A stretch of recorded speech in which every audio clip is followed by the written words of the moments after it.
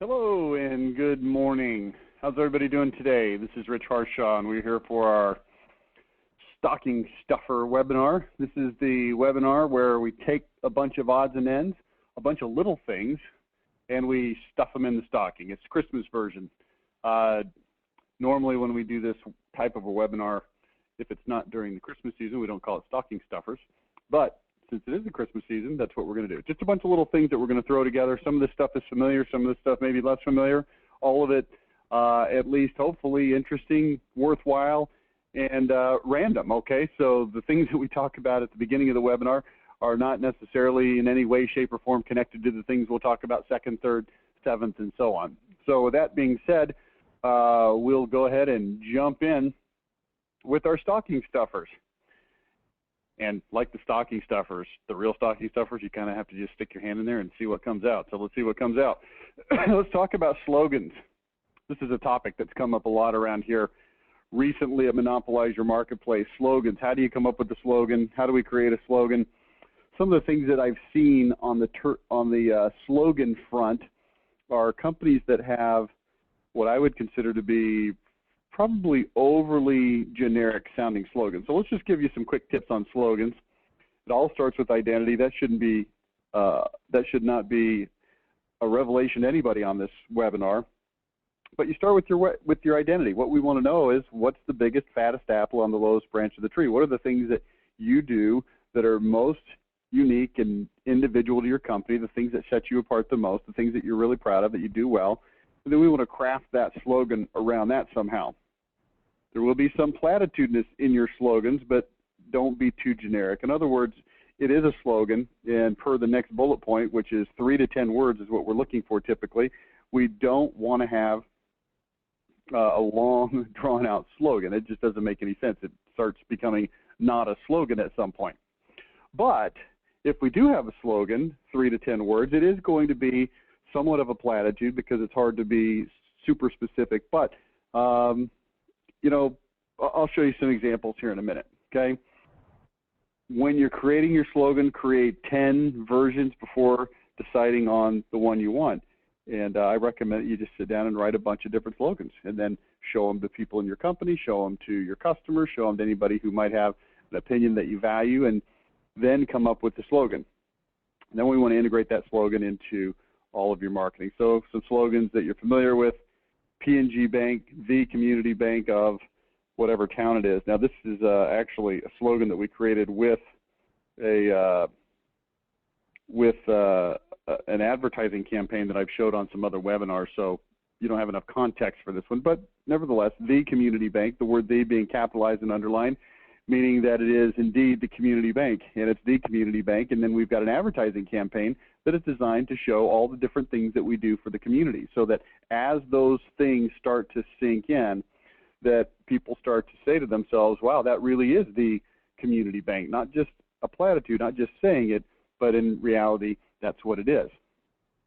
Okay, so think about this. I've talked about this on some webinars before. This is the platitude discussion. When you talk about platitudes, a lot of times people will look at it and say, well, the community bank sounds like a platitude, but it really is a matter of putting your flag on the mountain. The platitude is written on the flag. It says the community bank, and if you take that flag and you walk out into the middle of a field and you put it down in the middle of a field, people are going to look at you like you're crazy because nobody claims a field. What you do is you climb a mountain, something that's difficult, something that is, what's the right way to say it, has some significance to it. And then when you plant that flag, which says the community bank, when people look at that, they see that this flag is a symbol on the top of all of this mountain, literally in the metaphor of evidence. So if we can show through our advertising that this company does all of these things, then when we start to call ourselves the community bank, it starts to have some weight. Does that make sense? The answer is yes. Rich, that does make some sense. Administrator, your advocate for small business success. Whoops. Warrior Dash. This is one of these crazy runs that people do. The craziest frickin' day of your life. Got a little punch to it. MOM, the best marketing advertising innovation ideas you'll get anywhere, period. Some contractor examples. Coastal Empire Exteriors. We take the risk out of home improvement. Now, again, here's what we want to do. We want to make sure that this slogan is tightly focused and geared based on the identity, right? So that makes sense. Cornet Roofing, the last roof you'll ever buy, period. And this is for a metal roofing company, and everything that you see on their website is revolving around this concept of metal roof, permanent roof, last roof. Washington Home Remodelers, lowest payments, period. Company that focuses in on getting people low payments for their projects. Zen Windows, relax, window quotes in 5 minutes. Again, all of these things are in lockstep with the identity. Now, what we don't want is slogans that are more like serving Grand Rapids since 1947. Just not a very powerful slogan. If we said something like pride in workmanship is our motto or something like that, then we want to make sure that there's a lot of mountain of evidence to support that as people look through all of the other marketing materials. Okay, let's give you some quick tips. I told you we're going to shift gears quickly here. I'm going to give you 4 quick SEO ideas. The first one is don't keyword stuff.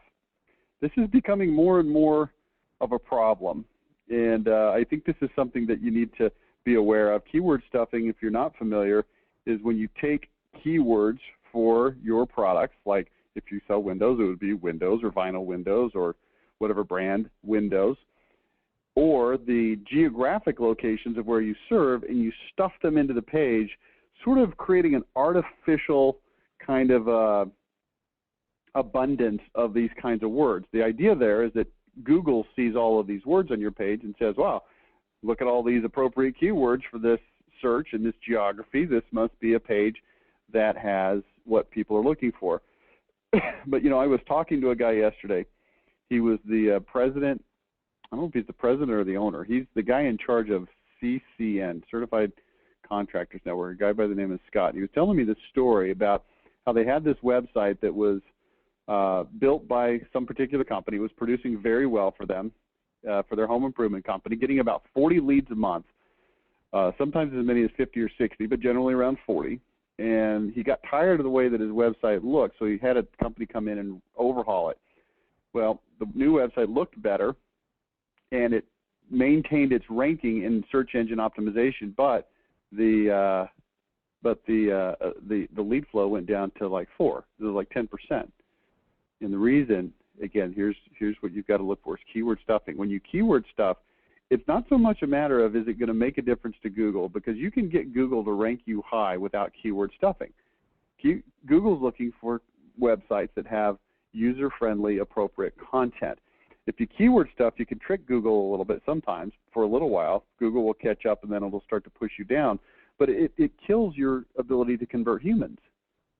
So don't do that. It's really, really common, and most SEO companies use it as their first line trick of how they do your SEO. They keyword stuff. Don't do it.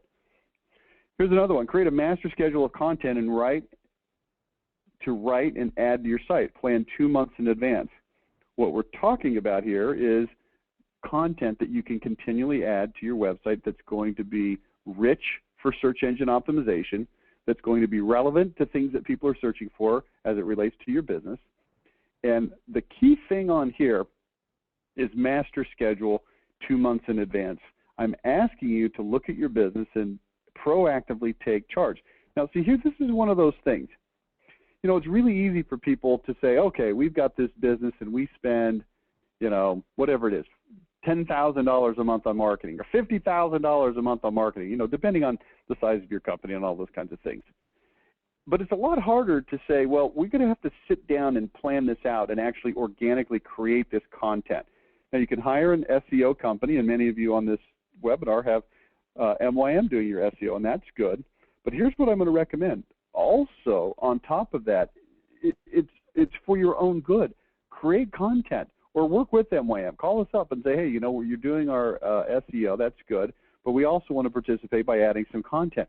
Here's why. The content that you can create can be very, very authoritatively written if you have the right person write it. Okay, so just think about that. Just think about it. All right, let's go to the next point here. 1 minute of a quick break. Sorry about that. That's called sneezing on a webinar. No good way to pull that off. Next, easiest links to create, social media. Now, one of the things that Google's looking for with your SEO is links coming into your website, some other website that has a link that links into your site. That's good, particularly if those links are coming from websites that Google feels have a good match and affinity for whatever is found on your website. So stated in the opposite direction, if there's a website that's linking to your site that is not connected somehow to home improvement, remodeling, whatever it is you happen to sell, and Google sees that, it looks sort of fishy, okay? So what you want to do is have good links. Well, one of the easiest way to create good links is to have a good social media campaign and account going. Now, look at this. Easiest links to create social media. You need to be on Facebook first and foremost. And there's other kinds of social media that you could be on, but Facebook is where you need to start. And I would recommend that you have about anywhere from 2 to 5 posts per week. Make sure that at least 70% of your posts have a link that goes to your website, okay? Those links can link to articles that you've written, things that you put on your website, whatever kinds of things you can add content, look at the point above, can now be linked to from Facebook, okay? Next, last thing, solicit city-specific customer reviews and post on city-specific pages of your site. Now, one of the tricks that the SEO guys love to do is they love to create pages for every city that you service. So, for instance, let's say that you sell windows and you've got 25 cities in your service area. Now, I'm in the Dallas-Fort Worth area, and I live in a town called Southlake, and next to us is Grapevine, and then there's Westlake and Flower Mound and Hearst and Euless and Bedford and Colleyville and Westlake, Trophy Club and Roanoke. These are all the towns that are very close to where I live. And let's say that that was the service area. So one of the tricks that the SEO companies do is they'll take each of those 10 or 15 or 20 or whatever it is cities, and they'll create a page that's essentially identical about windows in this example. But what they'll do is they'll just swap out the city name, and then they'll keyword stuff that city name. So it'll say Southlake Windows. If you are in the market for windows in Southlake, you should call Southlake's #1 vinyl window company. Vinyl windows in Southlake are best installed by expert vinyl window installers in Southlake. And then what they'll do is they'll take that same page and they'll swap out the word Southlake for the word Trophy Club, and then for the word Roanoke, and then for the word Colleyville, and then for the word Keller, and all the other towns. Sounds like a pretty good plan, because now what you have is a page that is uber specific to those towns. The problem with that is, number one, it's keyword stuff, and we already said don't do that. But number two, there's also what's going to occur is called a duplicate content penalty, which means Google looks at your website and says, wow, look, it's got 30 pages on it that are all exactly the same except for the town. And you think, well, Google's so dumb, they won't notice this. And Google's no dummy. They notice this. And when they see that there's 10 or 15 or 25 pages that are all identical except for the town name change, it's going to start throwing flags. And this is a trick that a lot of SEO companies have used in the past, currently still use now. And as time moves on and as Google indexes the site repeatedly, it will not continue to work, okay? So here's something you can do, though. You can have a page for each geography. The point is not don't have a page for each geographic location. The point is, if you do have a page for each geographic location, that's good, but you've got to have unique content. And the easiest way to create unique content, is to have customer reviews from different areas. Because the customer reviews, by definition, are going to be different. They're going to be individual to each customer that has written the review, but you can then squeeze in their town names. So now we have a review on a web page that says, Rich Harshaw, customer of this company, right, Southlake, Texas. And now it sees that it's Southlake, it sees that it's this company, and then in my review, guess what it says? I needed windows, ding, ding, ding, ding, and I shopped around. When I finally found XYZ company, they, blah, blah, blah, windows, blah, blah, blah, blah, blah, blah, blah, blah, blah, blah, blah, windows, blah, blah, blah, windows. And then at the end, Rich Harshaw, Southlake, Texas. So now I've got Southlake on there twice. It's on a page called Southlake, and I put 17 of those on that page, and it starts to get a lot of traction for that particular geography. Does that make sense? This will not be duplicate content penalty by Google. And the reason is because it's not duplicate content. It's unique content. Now, if you make up bull crap reviews, and then you just swap them out and switch the names and switch the cities, then yes, Google will see that. Don't try to trick Google.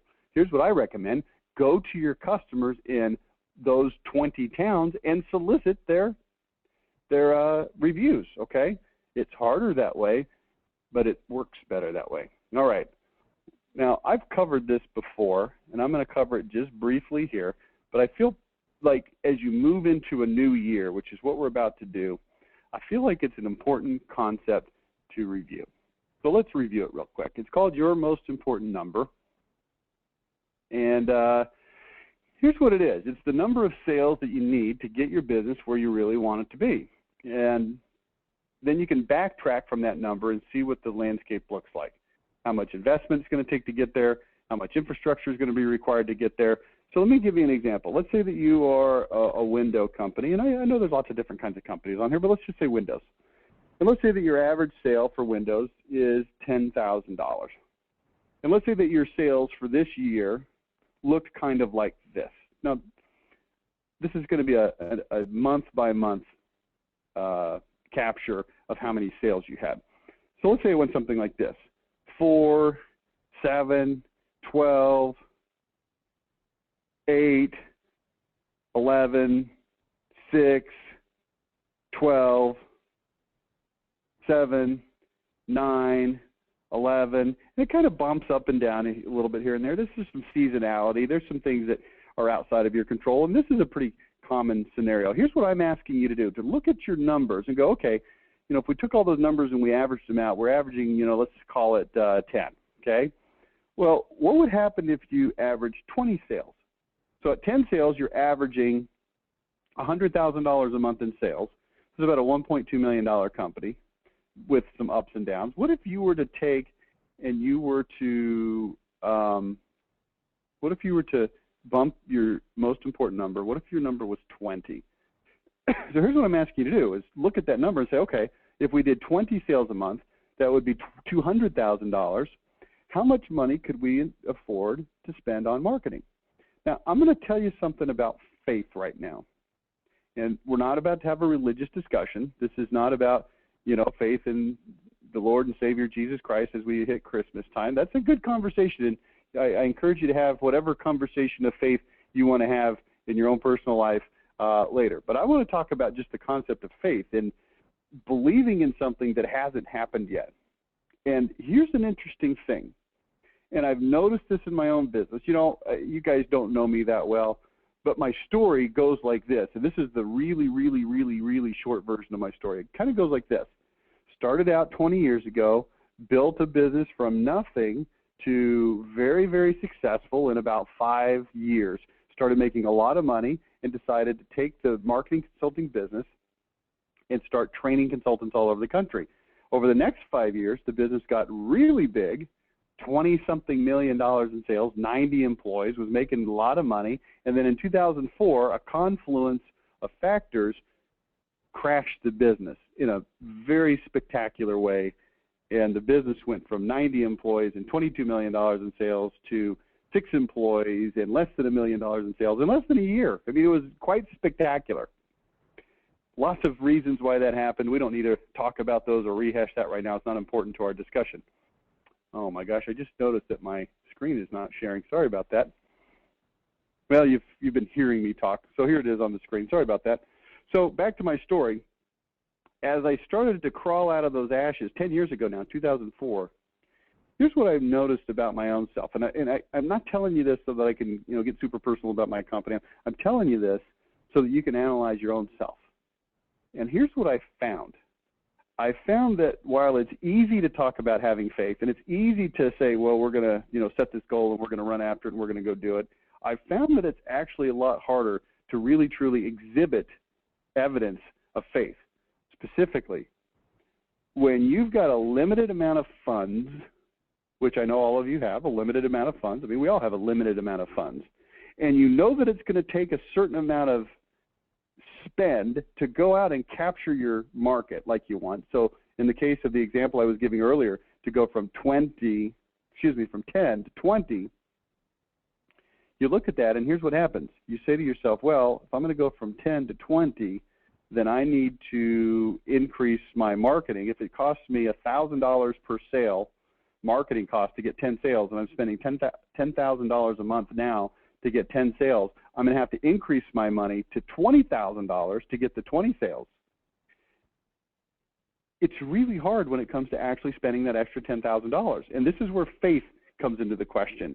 Do you really have the faith to spend that money?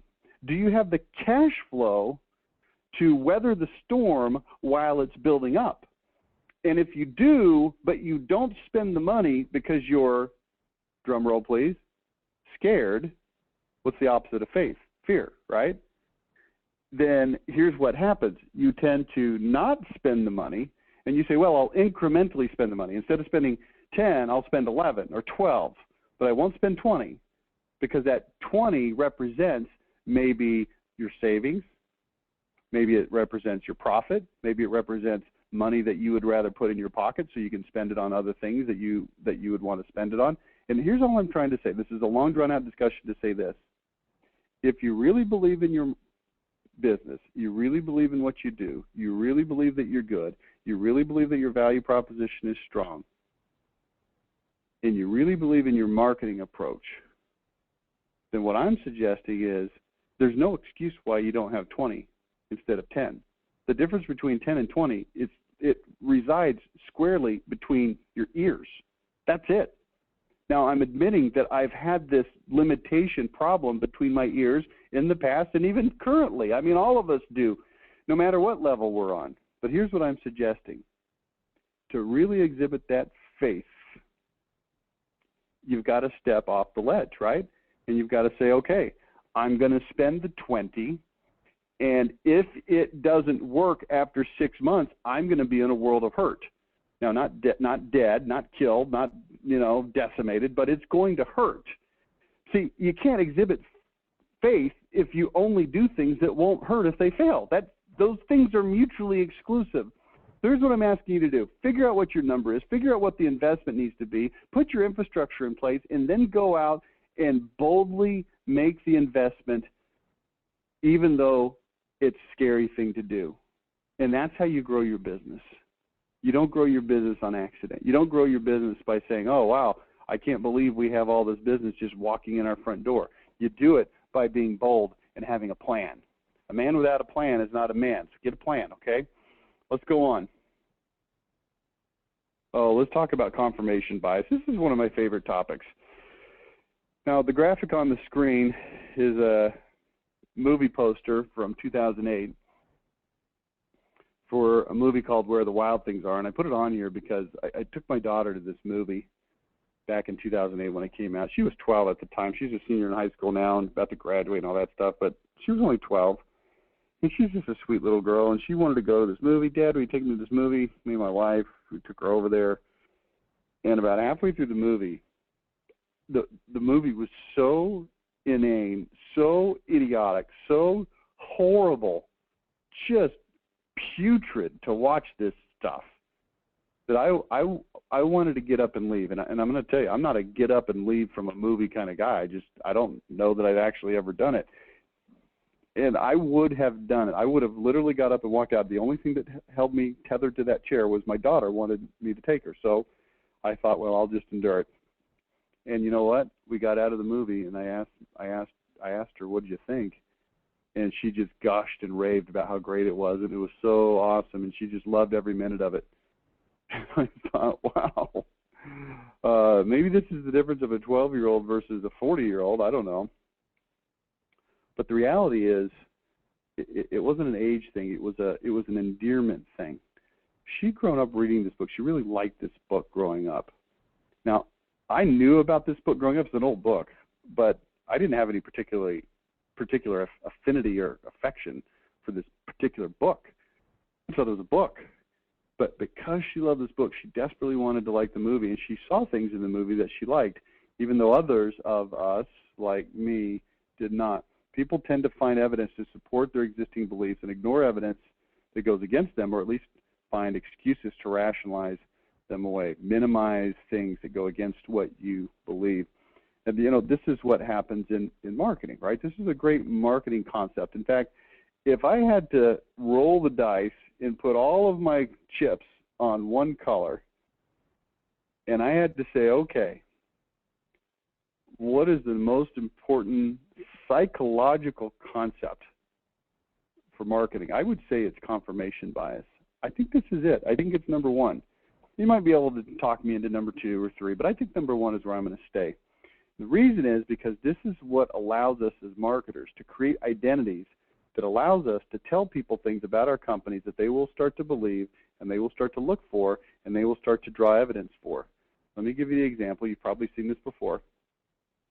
Oh, not that. I don't want to look at that one. This one right here. It's the Holiday Inn Express.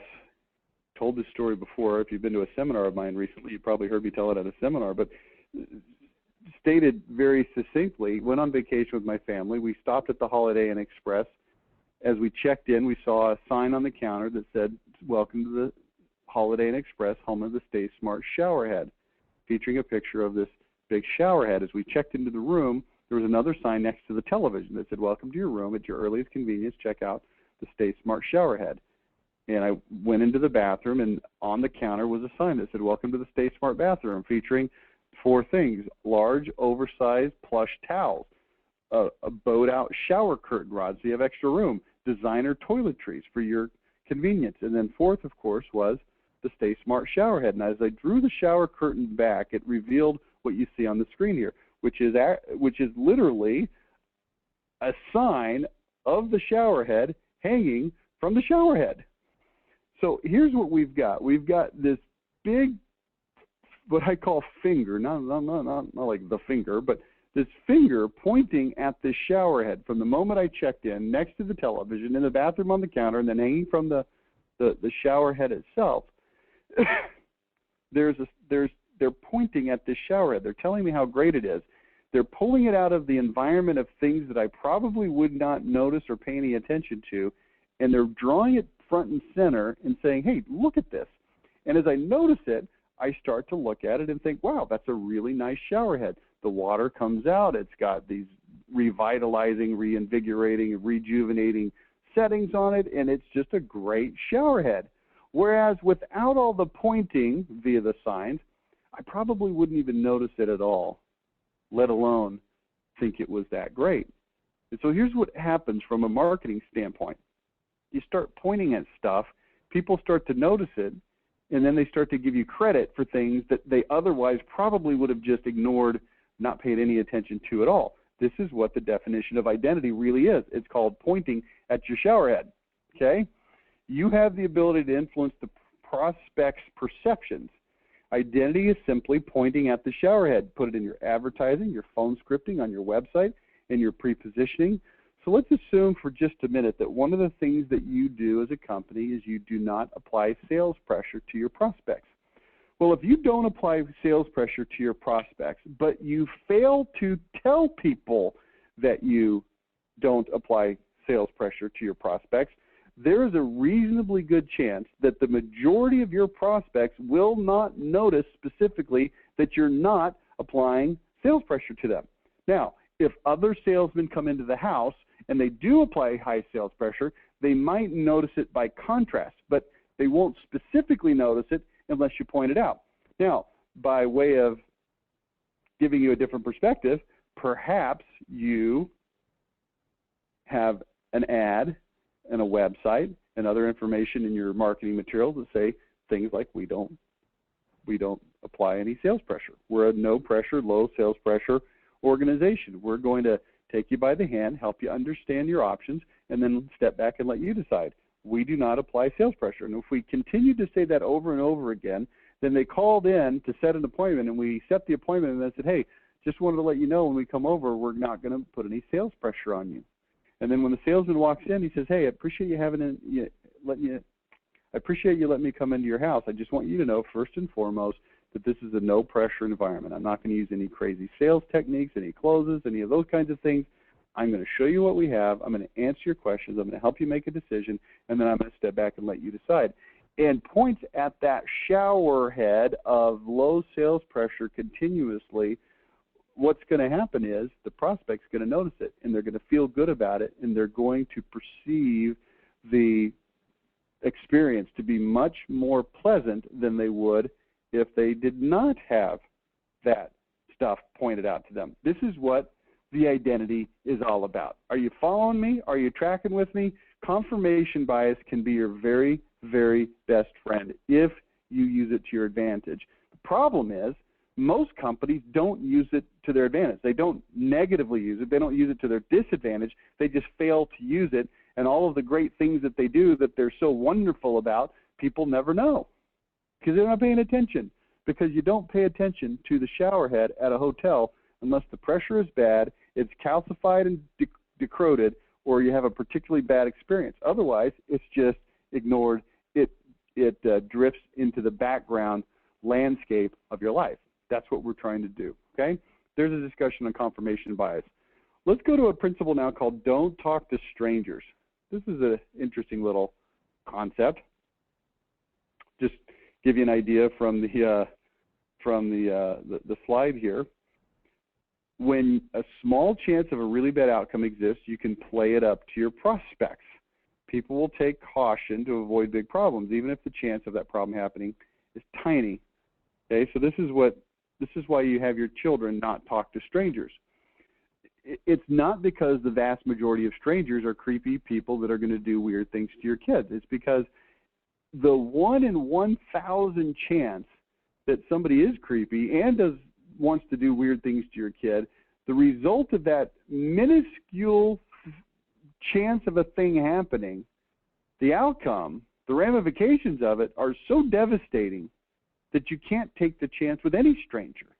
So you have to teach your kids, hey, don't talk to strangers at all. Does that make sense?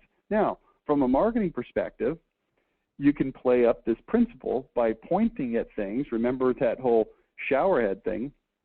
We can educate people about potential problems and dangers, supply testimonial and case study evidence that things negative could happen, and then let confirmation bias kick in. And what happens here is, here's what I'm trying to say. Let's say that there's a very small chance, if you're a roofer, that a competitive roofer is going to take the person's check, go buy materials from the supply house, then ditch the person, not complete the job, and then leave that homeowner not only without a roof, but also with a lien on their house from the roofing supply house to pay for the materials that the contractor ran off with. The contractor gets your $2,000. They also get the supplies. They run off. They bail on everybody. And then the homeowner gets stuck without $2,000 and also having to pay for the shingles to get the lien off their house and having to find a new contractor to start the whole process all over again. Okay? So they're going to be out, what, $3,500, $3,000, whatever it is, before they even ever get to start over. Well, the chance of that happening is pretty small. But if that does happen, and it can happen, and it has happened, then the consequence is very, very devastating. So here's what I'm suggesting. I'm suggesting find things that are negative, that have dire consequences, even if they're not that likely to happen, and talk about them to your prospects so that they can see them, be aware of them, fear them, and then act accordingly. Now, this has a consequence of making your competitors look a little bit shifty without saying, hey, look, we got shifty competitors. So what you might do in that particular situation is you might say, hey, you know what? Here's what can happen. The roofing company takes your money, they get the supplies, the supply house puts a lien on your house. You didn't even know that that was possible, but that's what happens. It's exactly what happens. Here's a news story about when it did happen. Here's another story from a customer of ours that had it happen with another company before they hired us. That's why we have created what's called a lien release waiver letter. We have a letter from our supplier, which is XYZ Supply House, that states that they do not have the right to put a lien on your house, regardless of whether or not we pay our bills. Also, we do not require any payment up front from any of our customers. In fact, we don't require any payment until the job is completely 100% done. That gives you leverage against us if you feel like things aren't going well.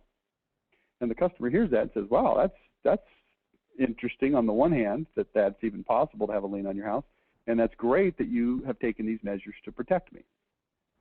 Now the next roofer walks in. He's got a bid, instead of $17,000, his bid's only $11,000. But he doesn't have a lien release waiver letter, and he doesn't have a no pay until the job is finished policy. And now all of a sudden, without saying a word, that guy looks like a big jerk. Don't talk to strangers, right? Educate about the potential problems. All right, let's shift gears. Let's talk about a negotiation tactic. Now, you've heard me talk about aim and flame negotiations before. Here's what we're going to talk about today. Who has the most power in the relationship? Who is it? Well, here's the generic answer.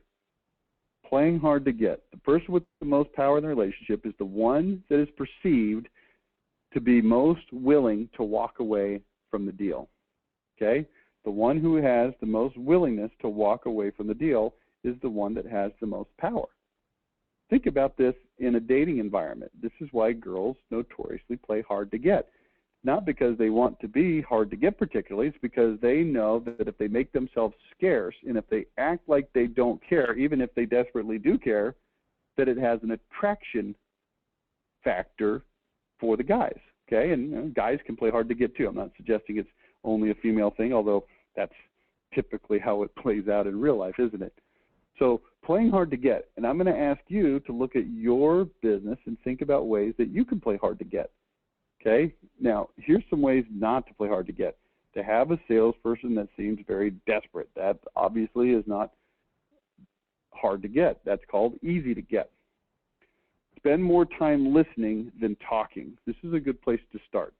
If you spend more time listening, that person is going to feel, and there's a key word there, feel like you understand, respect, and appreciate them. And this is going to make them want to do business with you. Have a really solid showerhead. We talked at length a minute ago about confirmation bias and creating and promoting that showerhead. If you've got a great value proposition, it makes it easier for you to walk away. It makes it easier for you to look at people and say, look, we're not going to do whatever it is that they're asking you to do. Drop the price, whatever. Give a price and don't ask for the sale.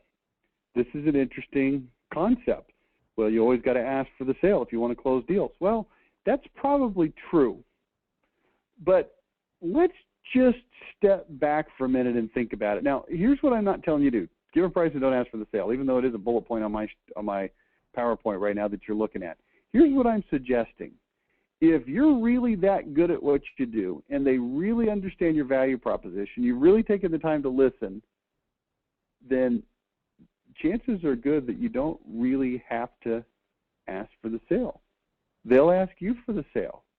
Then it becomes their privilege to do business with you instead of the other way around.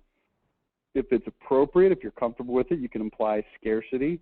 I'm not really big into lying to people when it comes to availability and scarcity. But you can, take that and run with it however you feel comfortable. Tell them how to get in touch. Now, I'll tell you who the master is of selling like this. The master of selling like this is Dan from Zen Windows in Columbus. Here's the guy that goes out, gives the quote. His whole thing is relax, window quotes in 5 minutes. Remember that from the slogan thing we talked about earlier. And he gives them a price, and he says, here's my price. Here's the agreement. He actually has a pre-filled out contract that he just puts the numbers in, the number of windows, and then a total sales price. He says, here's the information. Here's the contract. If you want to do this, let me know. Here's my phone number. Here's my email. If you don't want to do it, that's okay too. And then he freaking leaves. And 70% of the time, he closes the deal. Over half of that is on the spot where the person says, well, yeah, well, I want to do it. How do we, can we do this? Oh, well, geez, yeah. All you got to do is sign this. Okay, great. I'll send my measure guy out so that he can get the exact measurements. Then we'll install the windows. Here's what happens after that, blah, blah, blah. It's a systematic process. It's a good one. I'm not telling you have to sell like that. I'm telling you, think about this stuff. How can you apply playing hard to get into your business? One thing you can do is you can create conditions of doing business with you. Show people what they are before they sign up. Okay, let's move on. Creating a jingle logo. Okay, a 1 to 3 second jingle that you can tag your radio and TV commercials with. What we're trying to do is kind of create a little brand, okay? An audio version of your printed logo. People begin to remember it after just a couple of months. It should communicate your brand promise. Now, I've got one example here that I'll play for you. It's short by definition, if I can find it. Where'd that thing go? There it is. This is for a plumbing company that we work with in Los Angeles called Rooter Hero. So just listen to this. We play this at the end of their TV commercials.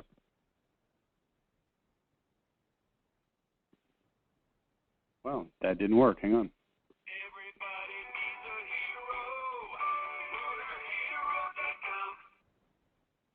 One more time.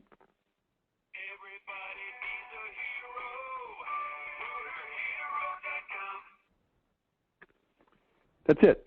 Everybody needs a hero, rooterhero.com. It's not supposed to be particularly descriptive. It's not there to explain your entire value proposition and identity. It's there to create an awareness. This is no different than what StubHub does, no different than what McDonald's does. Ba-da-ba-ba-ba, I'm loving it, right? AT&T has that sort of funky do sound. I don't even know how that one goes.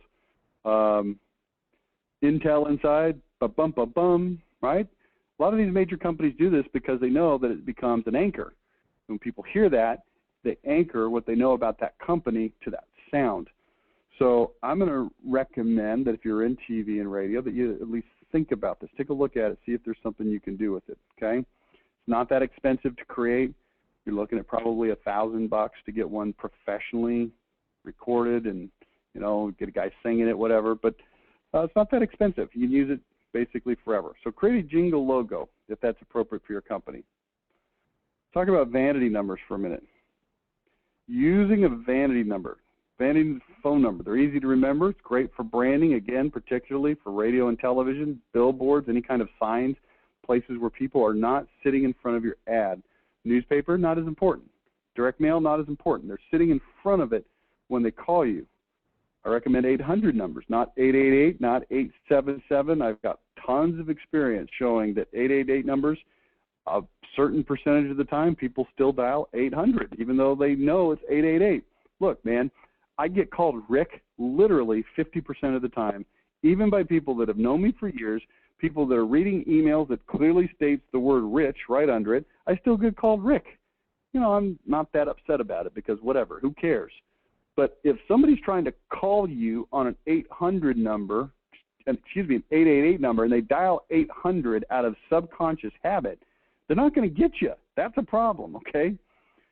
You might want to get a phone number that spells something or ones that are repeaters. Repeaters are numbers that have easy-to-remember numbers, like 1-800-345-3000, okay? Here's some resources for you. The first one is called tollfreenumbers.com. I recommend that you go into that website and you mess with that. Tollfreenumbers.com. It's easy to mess around with, to find good numbers. It is a very common misconception that there's no good toll-free numbers left. And I'm here to tell you it's just simply not true. There's plenty. Let's just do a quick demo. If I can find this thing here. All right, here's Bing on the screen. Let's go to tollfreenumbers.com. All right, and here's the tool that they have here. So the first thing we want to do is pick not 855 or 866. I want this guy to shut up. We don't want it to be 8 star. That means any toll-free number. We want it to be 800. And, oh, not 888, 800. Then we come in here, and you can put a star to indicate it can be any number, or you can put letters. So let's say that your company is called Best Home Remodeling. So we might come in here and put star, BEST. Now what this is going to look for is any phone number that's 800 something best. So let's search for it. Now it's going to ask me to fill out a little thing here, 1 + 4 = 5. And it'll only ask you to do that once per session. And then it's going to show me what's available. So let's see what's available. Come on. Come on. Come on.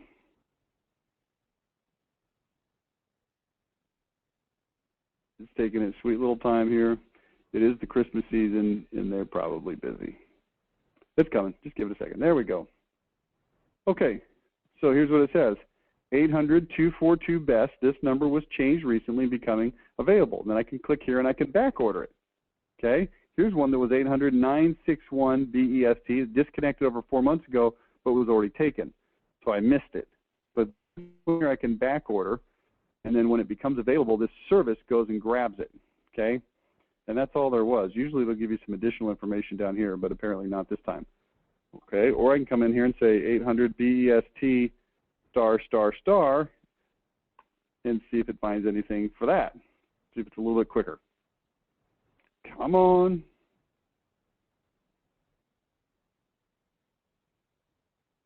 Everybody needs a hero. Rooterhero.com. They don't hire me to sing the jingles. All right.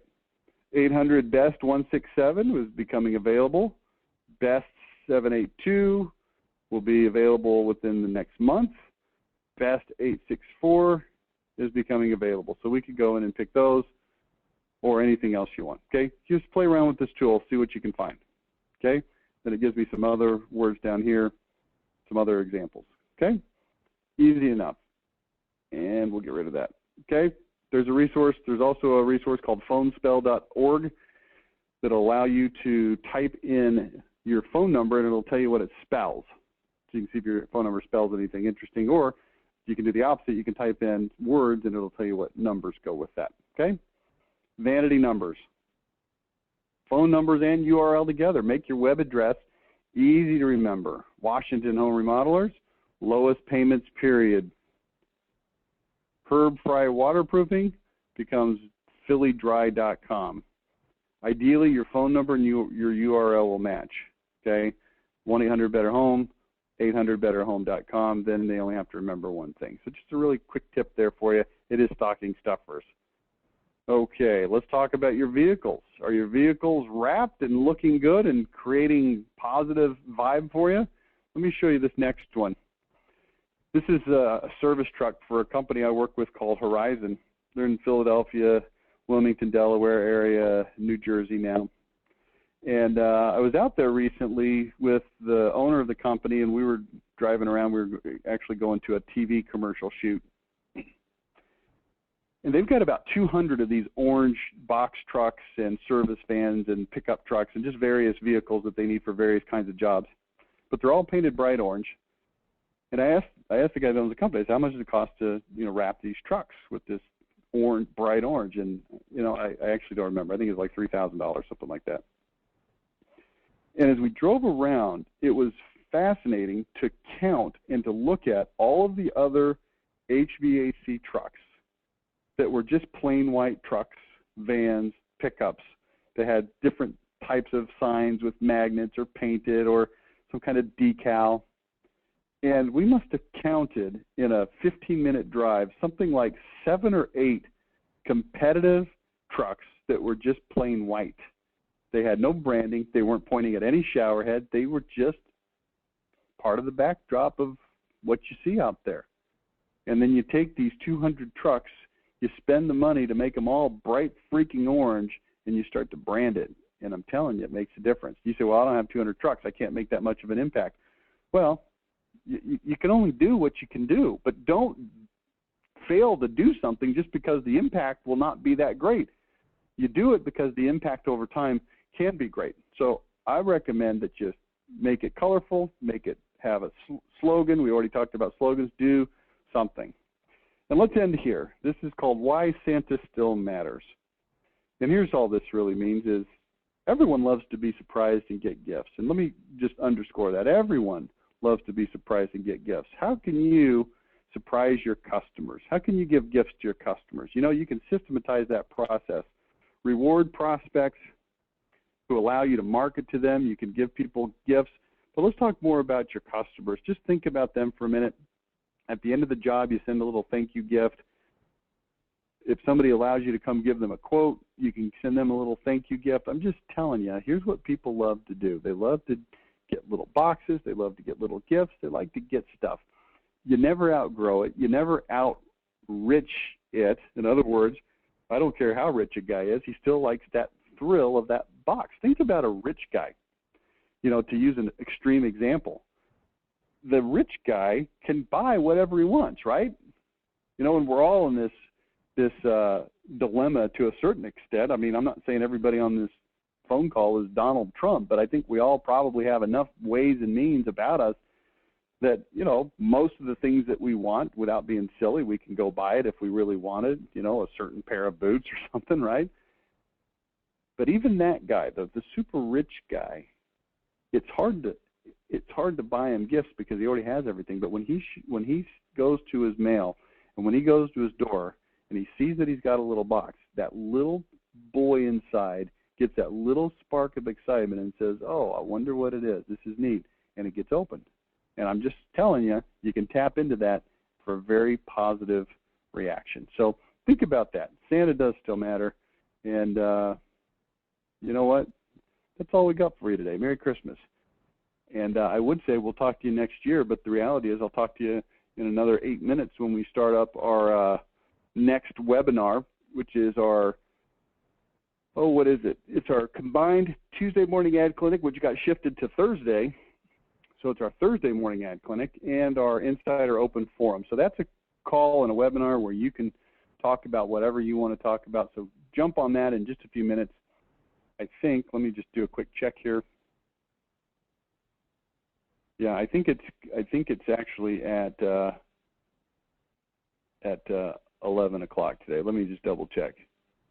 Yep, it's at 11 o'clock. So it'll be in about 7 or 8 minutes. So I'll talk to you then. Thanks so much. Bye now.